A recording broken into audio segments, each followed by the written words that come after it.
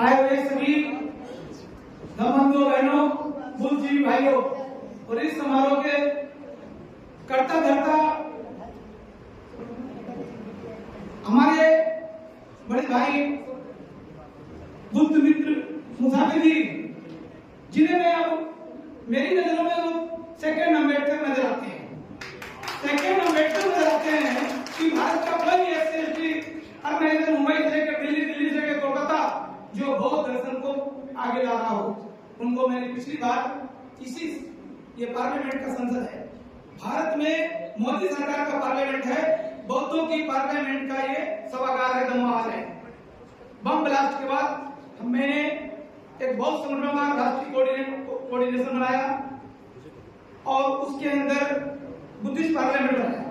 जब यहाँ bomb blast हुए थे और उसके द्वारा बहुत सारे वकीलों को, पत्रकारों को, रिटायर्ड अधिकारियों को और सीरियस बॉन्स को जोड़ा गया और इसमें साल में यहाँ पर 2 बार पार्लियामेंट चलता है। इसी हॉल में पिछली बार मुसाफिर जी आए थे।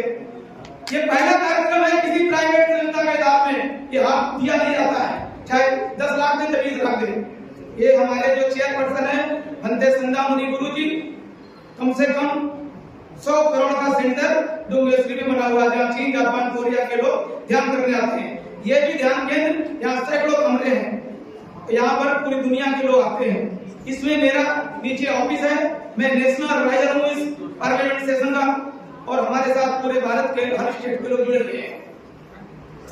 तो ये मैं बहुत सौभाग्यशाली समझता हूँ कि मुसाफिर जी ने इस बाबा साहब की मूवमेंट को, जो सामाजिक परिवर्तन आर्थिक मुक्ति आंदोलन की मूवमेंट कांसी राम के जाने के बाद डेड हो चुकी है उत्तर प्रदेश, उसको शुरू किया। सामाजिक परिवर्तन आर्थिक मुक्ति आंदोलन को समाप्त कर दिया बहन जी ने, आज वो जीरो पर खड़ी है, उस मूवमेंट को भाई मुसाफिर जी ने जिंदा किया। ये प्रमाण के साथ बोल रहा हूँ, कोई चैलेंज करे मैं बात घंटों बहस कर सकता हूँ। सामाजिक परिवर्तन आर्थिक मुक्ति का आंदोलन बाबा साहब का था। उन्होंने कहा था मेरे 2 दुश्मन है, एक ब्राह्मणवाद, दूसरा पूंजीवाद, इन दोनों के खिलाफ उन्हें आजीवन जंग लड़नी है। ब्राह्मण का मतलब होता है ऊंच नीच जातिवाद, आडंबर, पाखंडवाद, और पूंजीवाद का मतलब है आर्थिक गैर बराबरी। एक आदमी पर पैर की चप्पल नहीं है, एक आदमी के पास 5-5 कारें हैं, 10-10 मकान है, कोठियां हैं, घर हैं, आर्थिक गैर बराबरी। तो बाबा साहब इसी के खिलाफ जंग लड़ते लड़ते चले थे। लेकिन काशीराम ने इसको पकड़ा था। काशीराम जी को बहन नहीं पकड़ा, उनकी कुर्बानी तो 4 मुफ्त बन गई, लेकिन वो एक एमपी नहीं बना पा रही है। मुसाफिर जी, आपका जो मूवमेंट है वो बिल्कुल जमीन पर खड़ा है और वो जो सेंटर बनाने की बात करते हो तो बहुत सहेली है, लेकिन बाबा साहब ने भी सेंटर बनाए हैं। दीक्षा भूमि नागपुर बाबा साहब की कर्म भूमि है और दिल्ली का अम्बेडकर भवन बाबा साहब की कर्म भूमि है, लेकिन चलाने वाला नहीं है भारत में। आज दोनों ब्राह्मणवाद की भेंट चढ़ रहे हैं। आराम मुकदमे हैं दिल्ली का अम्बेडकर भवन पर, दीक्षा भूमि नागपुर में आज से तो ब्राह्मणों को जो हमारे चलाने वाले सुरेश भाई बनते वो ब्राह्मणवादियों की जेब में है, दूसरे और की जेब में है। इसी तरह महू इंदौर का भी स्मारक ब्राह्मणवादियों की गोद में है।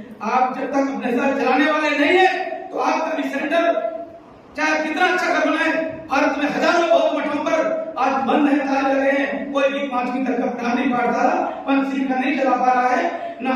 और जहाँ हिंदू मंदिर और शिशु मंदिर चले हैं, मुस्लिम मदरसों में, झुग्गियों में वो मदरसे चला रहे हैं, लेकिन हमारे बिहारों में ताले लगे हुए हैं और कुछ बिहारों में कब्जा हो रहा है। कब्जे की प्लानिंग देखिए ब्राह्मणवादियों की, भिक्षु पर किसी महिला के द्वारा छेड़खानी करके बनाते सारनाथ में कब्जा हो रहा है, करोड़ों की संपत्ति में कब्जा हो रहा है पकड़ने के बाद। मैंने अभी 3 एकड़ जमीन इधर नौकरी स्टेशन सिद्धार्थ नगर के सामने एक गुजरात आदमी किया था, उसने वो बंदे मर गए, उसकी चेली की जो खाना बनाती थी लोंडे को जाते, उन्होंने बिहार पर कब्जा करके बेचने का चक्कर मैंने रुकवा दिया। डीएम से रुक करके मैंने कोर्ट केस किया और मैंने रुकवा दिया, क्योंकि मेरा काम पूरे भारत में कहीं भी बौद्ध और अम्बेडकरवादी स्ट्रक्चर पर कब्जा, गंगा कर दी, मारपीट, कोई तोड़-फोड़ को उसके लिए तुरंत अपने वकीलों को तुरंत खड़ा करते, चाहे मुंबई हो, चाहे दिल्ली हो, चाहे नागपुर हो, चाहे कोलकाता हो, मेरा नेटवर्क यही है। मैं आपको बता दूं, मस्जिद वही बनती है जहाँ मुसलमान होते हैं और बुद्ध विहार वही बनना चाहिए जहाँ बौद्ध होते हैं। अगर आप चमारों और वहां के लिए बढ़ोगे तो आपके जाने के बाद हनुमान मंदिर बनेगा, शिव मंदिर बनेगा। दिल्ली के रविदास मंदिर में जब भीमराव ने इसको बनवाया था, डॉक्टर अम्बेडकर ने पहले दर्जा यात्रा निकाली थी। आज वहां देखो काली माता, दुर्गा माता का मंदिर उस रविदास मंदिर के बहुत बड़े भवन में खड़े कर दिए गए हैं। हमारे चार्जर रखे हो तो लगा दीजिए, हम नहीं लगाते हैं चार्जर। इस सामाजिक एकता के बिना हम इस देश के हुक्मरान नहीं बन सकते, ये सच है। और यही बात बाबा साहब को बहुत उत्पीड़ित किया गया है। क्यों? बाबा साहब को इसी देश के जवानों ने, इसी देश के महानों ने भंडारा से उत्तर मुंबई से 2 बार हटा दिया, उन्होंने अपने बीवी बच्चों को कुर्बान कर दिया और उनके पास कफन के लिए कपड़े देने पर बेटा जब मरा, लेकिन उसी समाज के लोगों ने उनको 2 बार हटाया। और यही नहीं, जलगांव में उनको पथराव किया रेलगाड़ी पर और दिल्ली के स्टेशन पर, नई दिल्ली स्टेशन पर चमारों ने कल झंडे दिखाए। ये प्रमाण से बोल रहा हूँ। और इसी बात को लेकर 18 मार्च 56 को आगरा में बाबा साहब आंसू बहाते कि ये पढ़े लिखे लोगों को मैंने आरक्षण दिया, आज मेरे अगल बगल आप खड़े हैं बाबू बनकर, और समाज जो है अत्याचार बलात्कार का शिकार हो रहा है। बम्बई, दिल्ली, कानपुर में कोटियां तब बाबा साहब ने क्या किया?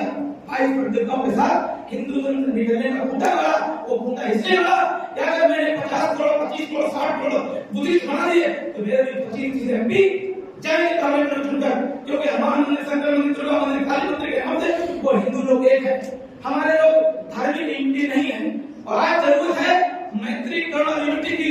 ये महाबोधि महावीर आंदोलन जो पिट रहा है 88 के बाद नहीं हो रहा है, इसका भी एक यही कारण है। क्यों? मैं राष्ट्रीय समन्वयक हूँ, सारे गौर संगठन को एक कर रहा हूँ।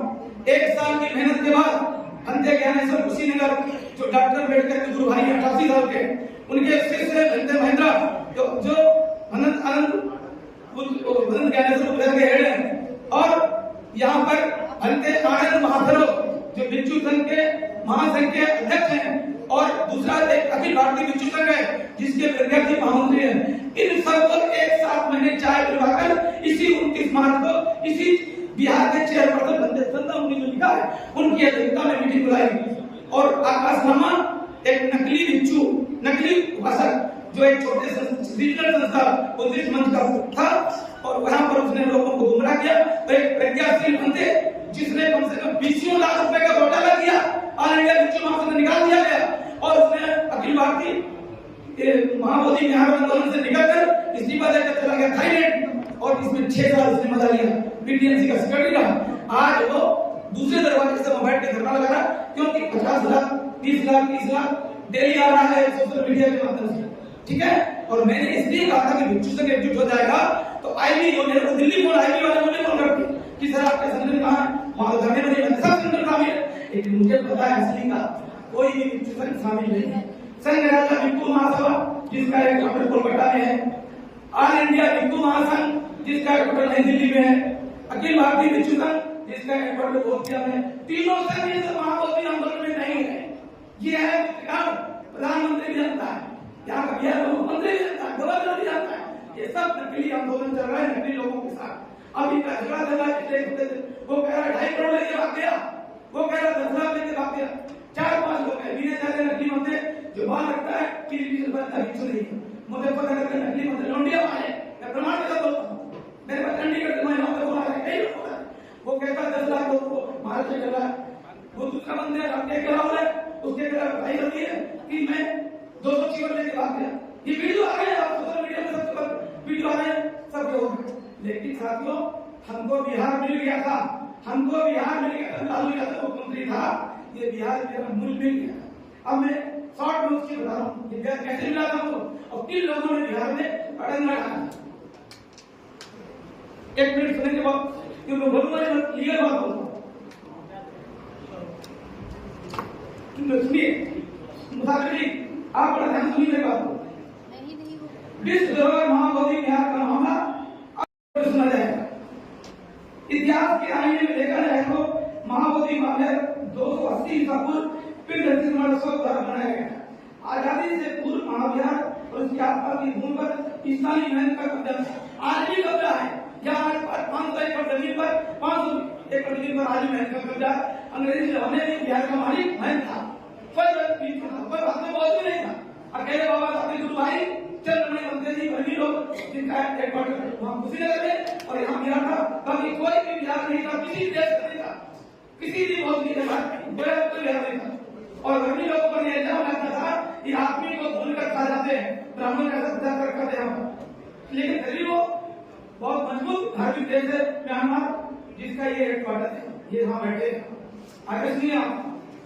ये बात आप लोग नहीं जानते, उल्टा उल्टा बोलते हैं लोग। होगा, इसलिए मैं आपको जानकारी दे रहा हूँ। 1991 में बुद्धिस्ट मिशनरी अनागे धम्बाली श्रीलंका से आए और उन्होंने इस बिहार को देखा कि दबा हुआ है, ये 10 फुट नीचे था, ये बिहार 10 फुट नीचे था, हिंदुओं ने इस पे पत्थर मार डाल के मिट्टी डालते दबा दिया। वो बनते अनागे धम्बाल को दुख हुआ कि मुझे इस पर करना चाहिए, तो उन्होंने कांग्रेस के लोगों से विशेषकर डॉक्टर संजीवन राम और डॉक्टर राजेंद्र साहब, गोविंद वल्लभ पंत और महात्मा गांधी जी ने कहा कि महाबोधि महाविहार को मुझे दे दो, मैं इसको साफ सुथरा बना दूंगा।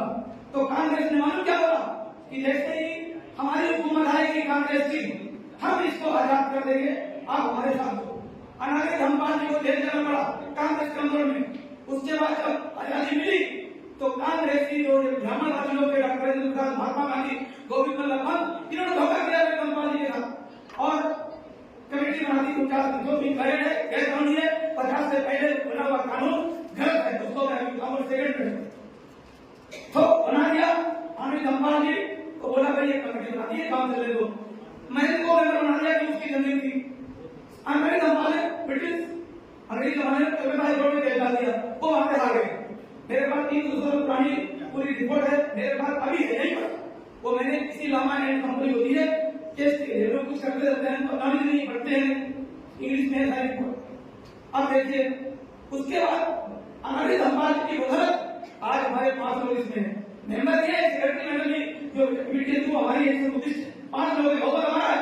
लेकिन अनागे धम्बाल जी ने जब हार गए तब उन्होंने महाबोधि संस्था खड़ी की, जिसका सारनाथ में क्वार्टर है, फरीदाबाद संगीता में है, दिल्ली में है, कोलकाता में क्वार्टर है। वो अपनी संस्था को ट्रस्ट करने लग गए, जैसे मुसाफिर भी अपना सेंटर बनाने के डेवलपमेंट में लगे थे। उनका ध्यान महाबोधि की तरफ हट गया और वो इधर अपने काम करते थे। उसके बाद दुश्मन सुप्रीम कोर्ट डाला नहीं, सुप्रीम कोर्ट डाला नहीं और वो दुनिया से चले। तो ये उनकी अनागे धम्बाल की कुर्बानी है यार, बौद्धों के 5 लोग उसमें हैं, नहीं तो क्या होगा? केदारनाथ बद्रीनाथ तिरुपति बालाजी की तरह हिंदू मठ होगा, एक भी बौद्ध नहीं होगा। आज भारत में 2 से 2 गुफाएं, अहिल्याबाई होलकर सोमनाथ का मंदिर 2 मंजिली गुफा से दबा हुआ है। ये अभी जुलाई में मोदी ने कराया तो पता लगा 200 गुफाओं का कब्जा हो रहा है गुजरात में। मैंने फाइल किया कोर्ट केस, मुंबई में हो रहा है, कोल्हापुर में हो रहा है, नासिक में हो रहा है। आप कहाँ है?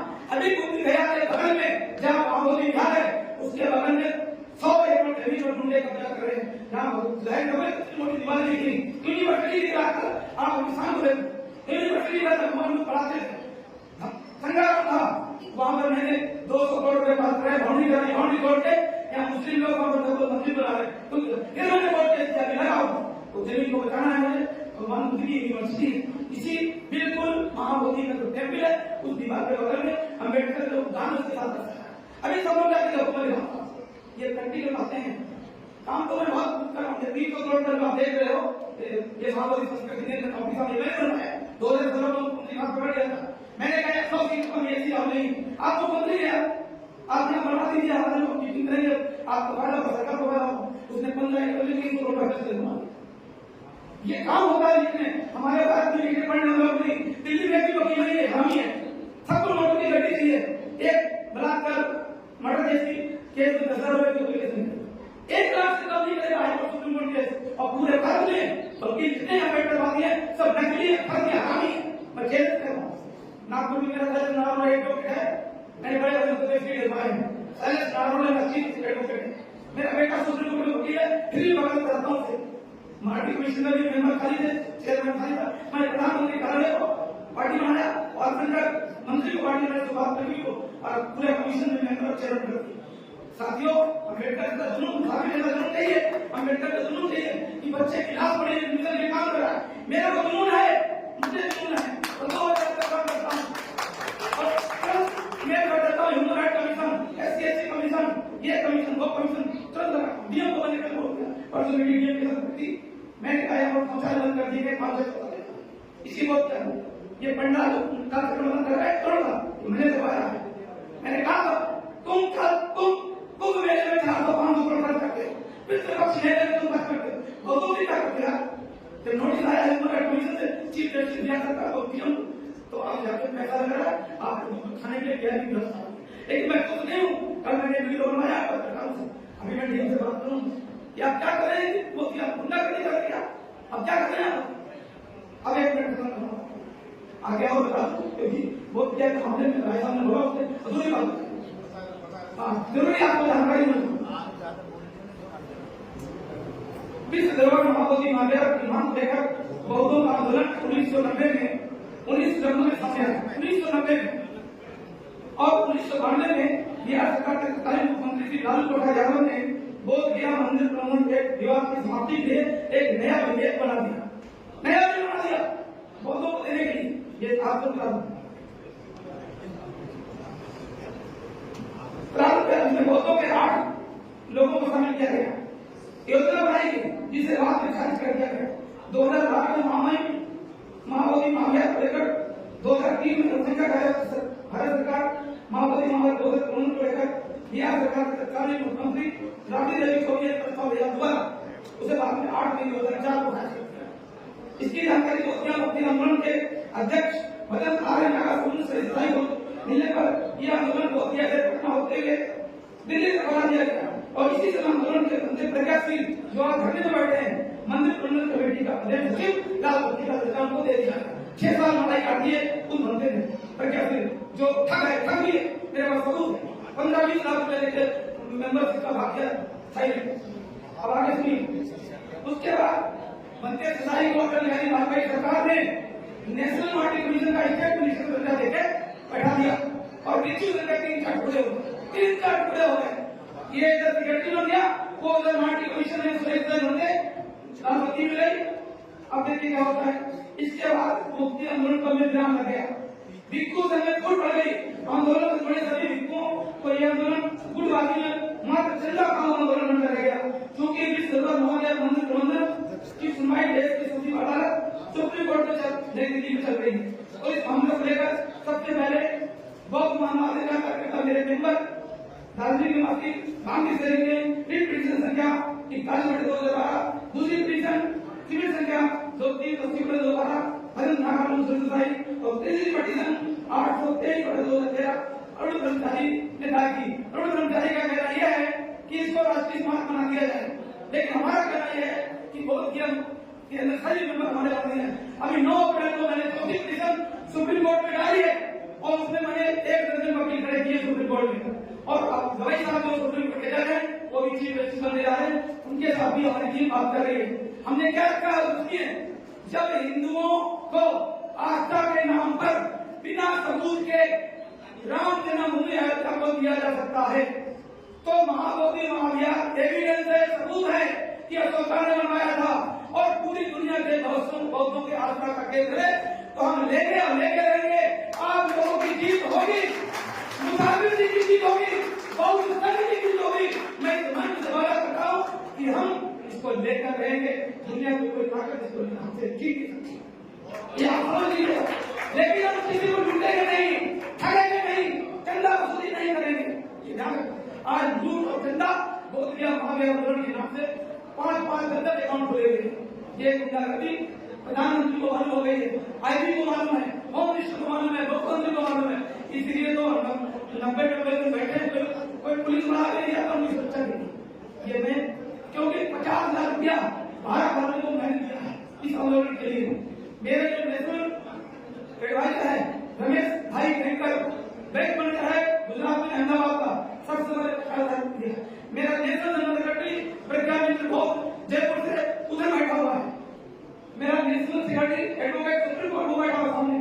हम लोगों ने जब देखा कि पूरे भारत के बौद्ध विहारों का कोई कानून नहीं है, बौद्धों को विहारों को मंदिर और टेम्पल कहा जाता है, लिखा जाता है।